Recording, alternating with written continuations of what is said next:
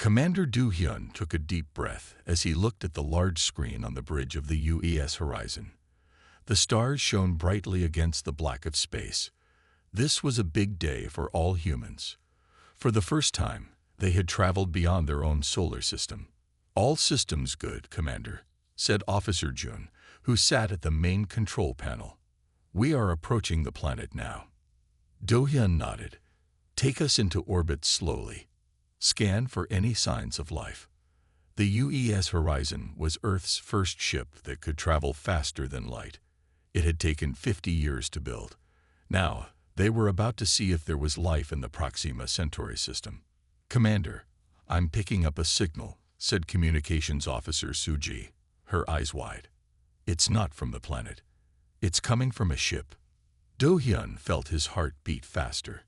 "Another ship. Are you sure?" "Yes, sir. And they're sending us a message." The bridge went quiet. Humans had wondered for years if they were alone in the galaxy. Now they had their answer. "Put it on screen," Do-hyun said. The main screen flickered, and then they saw them. Aliens. They had blue skin, large eyes, and no hair. They looked surprised to see humans. "Greetings," said one of the aliens in perfect English. "I am Captain Meller of the Talari science vessel. We did not expect to find another spacefaring race here." Do-hyun stepped forward. "I am Commander Do-hyun of the United Earth Ship Horizon. We come in peace from the planet Earth." The alien captain tilted his head. "You have developed faster than light travel on your own. This is rare. We would like to meet with you, if that is acceptable." 2 hours later, Do-hyun stood in the ship's meeting room with 5 of his crew. The door opened, and 4 Talari walked in. They were tall and moved with grace. "Thank you for welcoming us," said Captain Meller. "We have explored this galaxy for 300 years, but we have never met a species like yours before." Just then, one of the Talari scientists moved too quickly and bumped into a table. A sharp edge cut his arm. Blue liquid dripped onto the floor. "Oh, let me help," said Do-hyun, quickly grabbing a medical kit. As he reached for the alien, he caught his hand on the same sharp edge. Blood, bright red, ran down his finger. The room went silent. All 4 Talari stepped back, their eyes fixed on Do-hyun's red blood. "You bleed red," whispered Captain Meller, his voice shaking. "Yes," said Do-hyun, confused by their reaction. "Don't all living things bleed red?" "No," said Meller, still keeping his distance. "In our galaxy, only one type of creature bleeds red: the predators." Do-hyun looked at his crew, who seemed just as confused. "You must understand," continued Meller, "most spacefaring races evolved from plant eaters or small foragers. But your red blood, your forward-facing eyes, those sharp teeth, you are hunters. Is that a problem?" asked Medical Officer Yuna, stepping forward. "It means," said Meller, his voice low, "that we have just met the most dangerous species in the known galaxy." The Talari huddled together, while Do-hyun stood still, the red blood still dripping from his finger. He had come to find new life among the stars. Instead, he had learned that humans were feared before they even knew there was something to fear. "The Galactic Council must be told," whispered one of the Talari to Captain Meller. "The predators have left their world." Lieutenant Ji-woo watched through the viewing window as the Talari ship took them deeper into space. 1 week had passed since the first meeting with the aliens. Now, as the ship's xenobiologist, she had been chosen to present humanity to something called the Galactic Council. "Are you nervous?" asked Captain Meller, who stood next to her. "A little," Ji-woo admitted. "I've never spoken for all humans before." Meller's large eyes blinked slowly. "Just be honest. The Council will want to know everything about your species." The ship slowed, and Ji-woo gasped. Ahead of them was a massive space station. It looked like a giant wheel turning slowly in space. Ships of all shapes and sizes moved around it. "Welcome to Unity Station," said Meller, "home of the Galactic Council." 2 hours later, Ji-woo stood in a large round room. 27 different alien species sat in raised seats that circled the room. Some looked almost like humans. Others had no resemblance at all. One was just a cloud of gas inside a clear container. "We call this meeting to order," said a tall, thin alien with gray skin.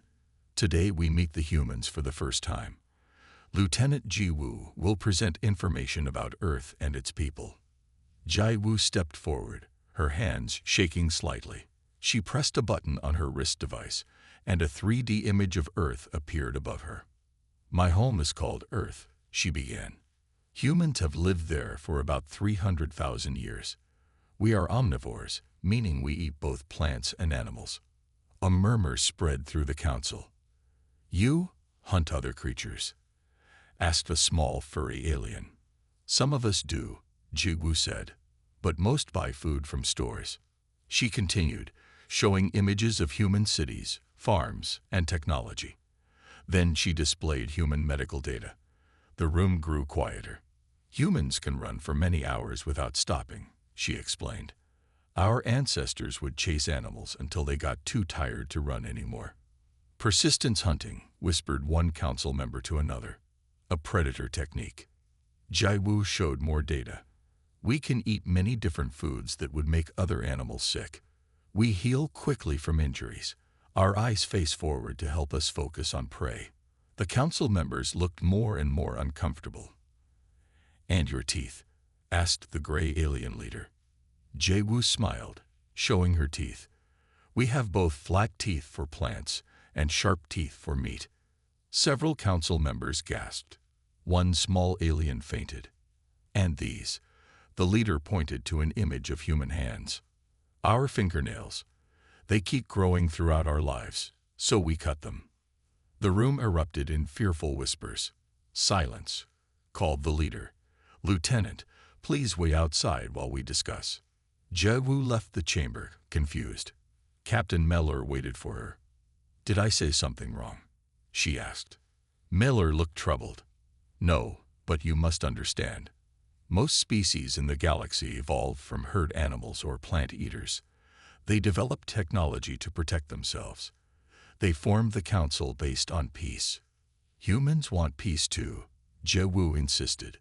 "Perhaps, but everything you showed them, your running ability, your healing, your teeth, your eyes, even your nails, these are all predator traits. To them, you look like the perfect hunting machine." An hour later, Ji-woo was called back. The gray leader stood solemnly. "The council has voted. Earth will be placed under quarantine. No human ships may leave your solar system until we better understand your people." Ji-woo felt anger rise inside her. "You're trapping us on our own world, based on how we look." "No," said the leader quietly, "based on what you are. The most dangerous species we have ever encountered." As Ji-woo turned to leave, she saw fear in every alien face. Not just fear of humans, but fear of what humans might do if they spread among the stars. 3 months after Earth learned about the quarantine, Ambassador Taiyang arrived at Unity Station. He was chosen to change the Council's mind about humans. With him came Captain Ho-jun and 4 security officers, all wearing dark blue uniforms.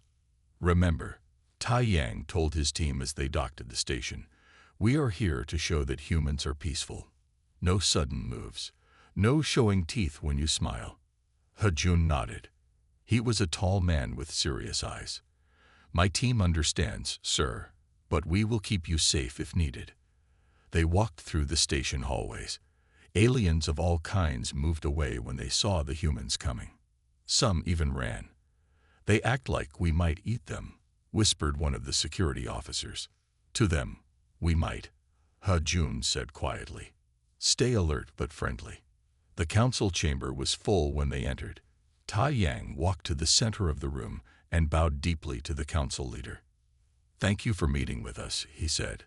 "I am Ambassador Taiyang of Earth. We wish to discuss the quarantine of our planet." The gray council leader nodded. "We welcome you. Though many were against your coming here, you may speak." Taiyang began to explain how humans had grown beyond their predator past.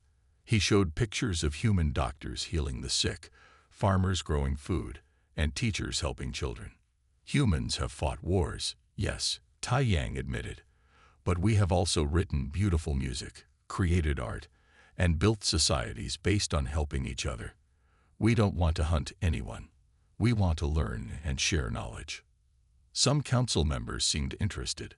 Others still looked afraid. The meeting went on for 2 hours. Then suddenly, the doors burst open. 6 aliens with weapons rushed in. They had dark red skin and wore black armor. "Death to the predator lovers," one shouted. They raised their weapons. Without hesitation, Hejun pushed Tai Yang to the ground. "Get down," he yelled. The other security officers moved quickly, placing themselves between the attackers and the council members. One attacker fired a weapon. A beam of light hit a security officer named Yujin in the shoulder. Despite the pain, Yujin kept moving forward. The aliens looked shocked that he was still standing. Hejun tackled 2 attackers at once. Another security officer disarmed a third. Within seconds, all 6 attackers were on the ground. But Hejun didn't stop there. He looked around quickly and saw a council member hiding under a table, shaking with fear. He reached out his hand. "It's safe now. You can come out," he said gently. The small, furry alien looked up in surprise. Slowly, it took Hejun's hand. All around the room, the human security team was helping council members to their feet, checking if they were hurt. Yujin, despite his injured shoulder, was helping an elderly alien back to its seat. The council leader watched all this with wide eyes. When the room was finally calm again, he spoke. "You protected us," he said, sounding confused. "Even after we quarantined your world. Even after you were hurt. Why?" Hejun looked at Tai Yang, who nodded for him to answer. "Because that's what humans do," Hejun said simply. "Yes, we can fight. Yes, we are strong. But we use that strength to protect those who cannot protect themselves." The council chamber was silent.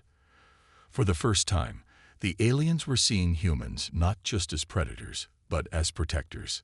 "Perhaps," said the council leader slowly, "we have more to learn about humans than we thought." 6 months after the attack on the council, a new danger appeared in the galaxy. Ships with black hulls began attacking peaceful planets on the outer rim. They took food, materials, and sometimes people. These raiders were called the Rykar. Commander Sumin sat in a meeting room on Unity Station, listening to the council's reports. After protecting the council members, Earth had been allowed to send representatives to the station. Sumin was in charge of sharing human military knowledge. "The Rykar attacked 3 more worlds this week," said the council leader, looking tired. "Our defense ships try to stop them, but the Rykar are too fast, too unpredictable." "How do your ships fight?" Sumin asked. A tall, plant-like alien named Tellan answered. "We gather our ships in large groups for protection. When the Rykar come, we try to block their path to the planets." Sumin frowned. "And the Rykar?" "They split up. They attack from many directions. They seem to know where we will be weak." Sumin understood the problem immediately. The council races, mostly evolved from herd animals, fought like herds, staying together for safety. But this didn't work against hunters like the Rykar. "We need to change how we fight," she said. "Earth can help." 2 weeks later, Sumin stood on the bridge of the UES Thunder, one of 5 human ships sent to help the council. They waited in space near a planet the Rykar were expected to attack next. "All ships report ready," Commander said, her second-in-command, Officer Cook. Sumin nodded. "Tell the council ships to stay in position. Our ships will move as planned when the Rykar arrive."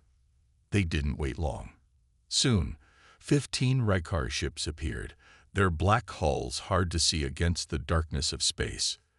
"They're heading toward the planet in their usual attack pattern," Hook reported. "Good," said Sumin with a smile that showed her teeth. "Spring the trap." The 5 human ships, which had been hiding behind moons and in the shadow of the planet, suddenly moved. They didn't group together like the Council ships. Instead, each human ship targeted a different Rykar vessel. Target their engines first, Sumin ordered. Then weapons. We want some of them to escape. Officer Hike looked confused. Escape? Why? To spread fear, Sumin said simply.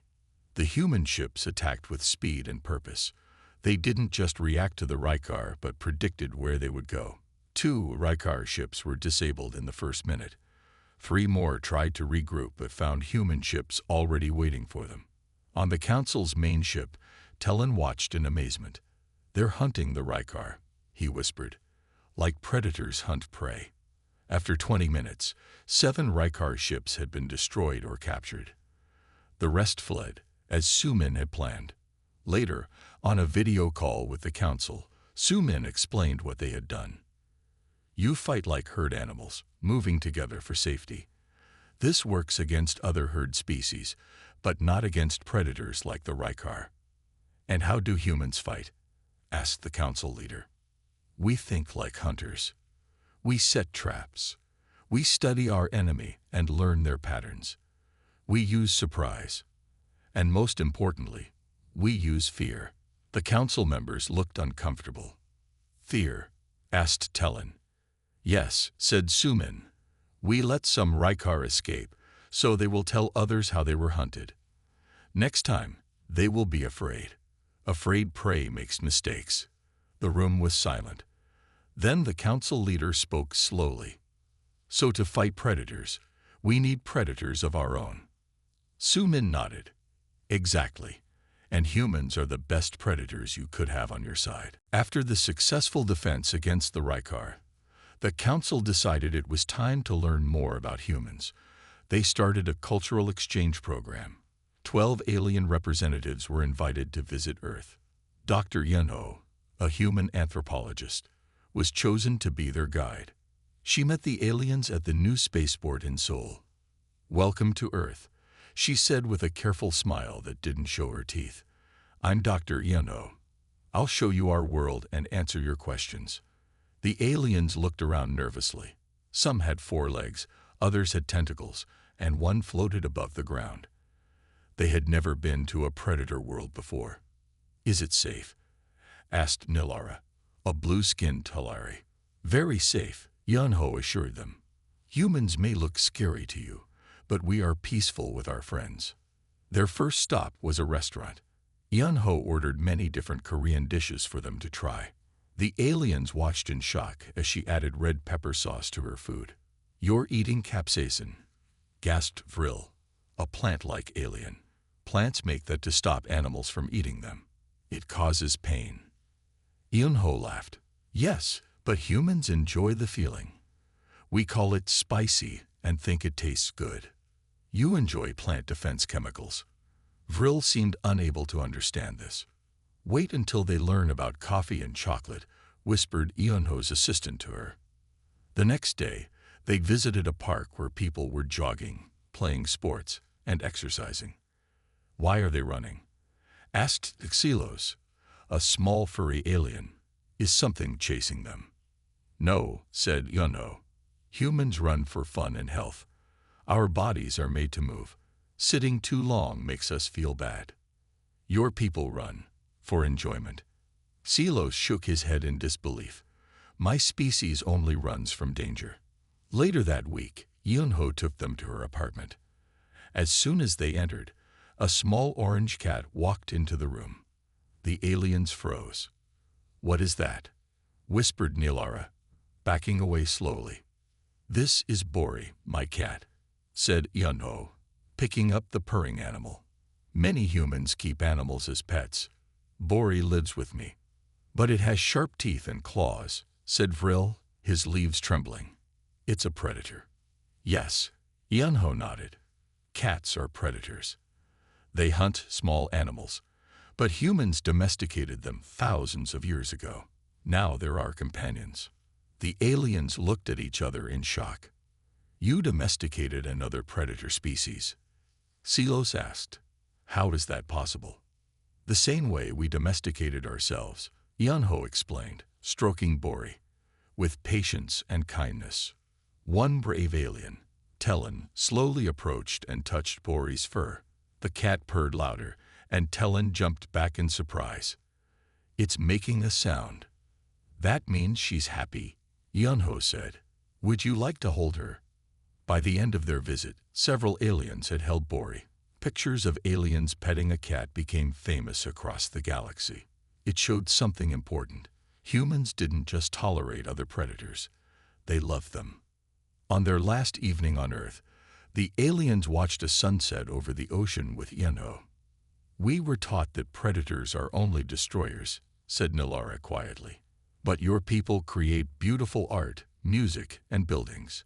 You care for animals and each other. You run for joy and eat pain-causing plants for pleasure." Yunho smiled.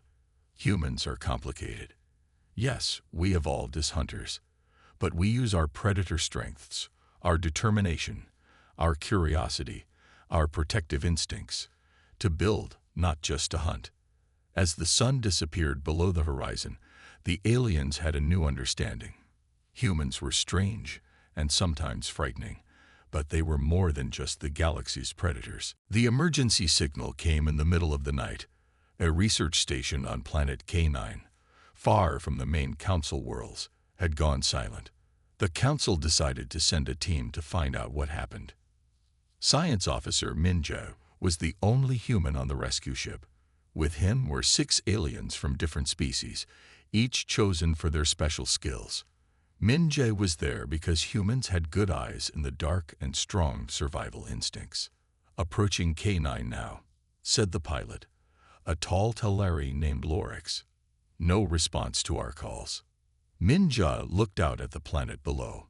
It had one large moon that glowed red in the darkness. "The hunter's moon," he whispered. "What did you say?" asked Zivix, a small, nervous alien with 4 arms. "Nothing," Minjay said. "Just an old Earth saying. When the moon is red, it's good for hunting." The aliens looked uncomfortable. Even after working with humans for a year, they still found human ideas strange. Their ship landed near the research station. It was quiet and dark. The team put on breathing masks and walked out onto the planet's surface. "The door is open," said Lorix, pointing to the station entrance. "That's not normal." Minjay felt the hair on the back of his neck rise. Something was wrong. His human instincts were screaming danger. "Wait," he said, stopping the group. "Something isn't right. Look at these marks on the ground." The aliens gathered around. There were long scratches in the dirt leading to the station. Something was dried inside. Minjay said quietly. Vila, a plant-like alien, trembled. The research team. Inside the station, things were worse. Tables and chairs were knocked over. There was blue and green liquid on the floor, alien blood, but no bodies. Whatever did this took the researchers with them, Minjay said, examining the floor. These aren't Raikar tracks. This is something new. A loud sound came from outside. The rescue team ran to the windows. In the red moonlight, they saw tall, thin creatures moving through the trees near the station. The creatures had long arms and legs like spiders. "We need to leave now," said Lorix, turning toward the door. But it was too late. More creatures appeared around their ship. "We're trapped," said Zivix, shaking with fear. The aliens began to panic, but Minjay stayed calm. He had been in dangerous situations before. His ancestors had survived by outsmarting stronger animals. "Listen to me," he said firmly. "I know how to deal with this." The aliens stared at him. "How?" asked Vela. "These creatures are hunters, like humans, but every hunter has weaknesses. We need to think like they do to beat them." Over the next 3 days, the team fought to survive. The spider creatures attacked again and again. 2 of the alien team members were taken. But Minjay used old human hunting knowledge to keep the others safe. He made traps from station materials. He studied how the creatures hunted and found their blind spots. He showed the aliens how to use the environment to hide their scent and sounds. Humans don't just chase. Min Jae explained as they hid in a small room.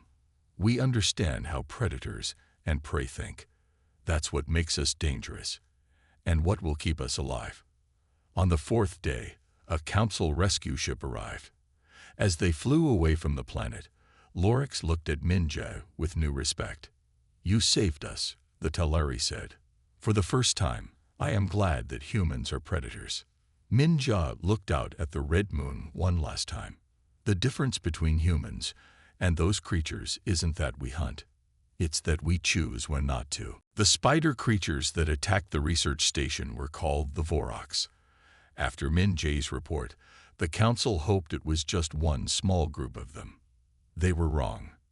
2 months later, the Voraks attacked 3 council planets at once. The peaceful aliens who lived there had no chance. The Voraks took their food, their resources, and many people. Admiral Jun Seo stood before the full Galactic Council. The normally quiet room was filled with scared voices. On the large screen behind him, red dots showed planets the Voraks had attacked. The Voraks are spreading faster than we expected, Jun Seo said. They are true apex predators, perhaps more aggressive than humans. Your defense fleets cannot stop them with current tactics. The council leader, looking tired and afraid, spoke up. We need Earth's help. We ask that humans lead our defense against the Voraks. There was a time when this request would have been unthinkable, asking predators to protect the galaxy. But times had changed.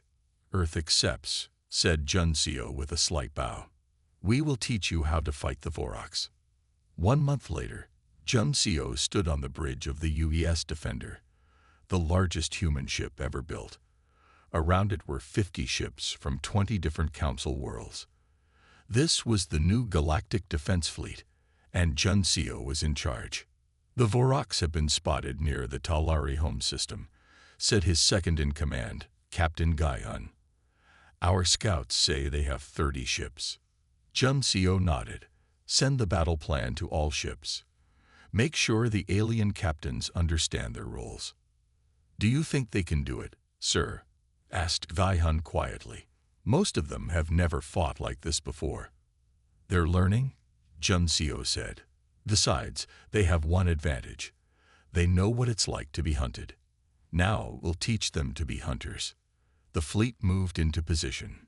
Jun Seo had spent weeks teaching alien commanders about human battle strategies.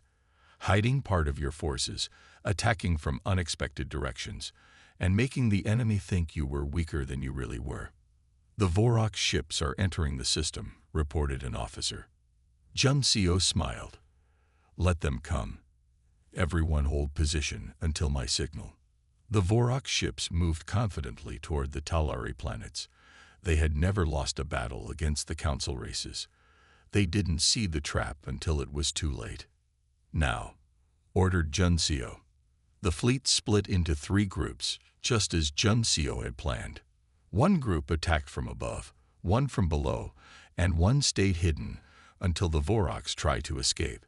It was a classic human hunting strategy, used since ancient times on Earth. The battle was hard, but the council ships followed Jun Seo's plan perfectly. After 4 hours, the Voraks fleet was destroyed or captured. Later, in a meeting with the alien captains, Jun Seo explained their success. The Voraks are predators, like humans, but they hunt alone. They don't expect cooperation or planning. We use that against them. How did you know what they would do? Asked the Talari captain. Because I understand how predators think, Jun Seo explained. It takes a predator to understand another predator. Humans have been both predator and prey during our history. We know both sides. News of the victory spread quickly through the galaxy. For the first time, the council worlds felt hope. The tide of war was turning. In the council chamber, the leader made a speech. For generations, we feared predator species. We thought they could only destroy. But humans have shown us that predators can also protect. They understand the Voraks in ways we never could. He looked at Jun Seo with new respect. Perhaps this is why the galaxy needs humans. the predators who chose to be guardians. 5 years passed since the first battle against the Voraks. After many hard fights, the war was finally over. The Voraks had been pushed back to their home world and agreed to peace. The galaxy was safe again, and humans had found their place in it. President Young-suk walked through the halls of the new Galactic Defense Academy on Earth. Around her, aliens from 27 worlds trained alongside humans. Some practiced fighting in the training rooms. Others studied space maps and battle plans. Everyone worked together. "This would have been impossible 6 years ago," said Tellin, who now served as the Council's ambassador to Earth. "No one would have imagined predators and prey species working together like this." Young-suk nodded. "Times change. The Voraks War showed us all that we need each other." They entered a large classroom where a human teacher was explaining Earth history to alien students. "Throughout Earth's history, predators have played an important role in nature," the teacher explained. "They don't just hunt. They keep the balance. Without wolves, deer would eat too many plants. Without sharks, some fish would take all the food in the ocean." The alien students took notes, their many different hands and tentacles writing carefully. Young-suk and Tellin continued their tour, stopping at the museum section of the academy. Here, both human and alien artifacts were displayed side by side. "Next week is the 5th anniversary of the Voraks Peace Treaty," said Tellin. "The Council has prepared something special for Earth." "Oh." Young-suk raised an eyebrow. "What is it?" "You'll see," Tellin said with a smile he had learned from humans. 1 week later, Young-suk stood before the full Galactic Council on Unity Station. All council members were present for this important day. Even some Voraks representatives sat in the back, watching quietly. "President Young-suk of Earth," began the council leader. 5 years ago, the galaxy faced its greatest danger. The Voraks threatened all peaceful worlds. Council races, with our herd thinking in defensive ways, could not stop them. He looked around the room. We turned to humans, the species we once feared most, for help. You taught us to think differently. You showed us that predator strengths can be used to protect, not just to hunt. A tall old alien with gray skin slowly walked to the center of the room. This was Zelen, the most respected philosopher in the galaxy. "In nature," Zelen said in a deep voice, "apex predators are not evil. They are necessary. They maintain balance. Without them, prey species grow too numerous. They use all resources. They destroy their own homes." Zelen turned to face Young-suk. "Humans have shown us that the galaxy needs predators, not to hunt us, but to guard us, to maintain balance, to protect us from other dangers." The council leader stepped forward again. "Today, we officially change Earth's status. No longer will it be known as the quarantined world or the predator planet. From this day forward, Earth will be called the shielded world, home to the predators who chose to be guardians." He unveiled a beautiful metal shield with Earth at its center, surrounded by the symbols of all council worlds. Young-suk accepted the shield with a bow. "On behalf of all humans, I thank you. We are honored to be guardians of this galaxy we all share." As she looked around the room, Young-suk saw not fear in alien eyes, but respect and friendship. Humans had come a long way from that first meeting when Commander Do-hyun's red blood had caused panic. Humans were still predators, the most dangerous species in the known galaxy. But now everyone understood that being dangerous and being evil were not the same thing. Sometimes, the most dangerous could also be the most essential.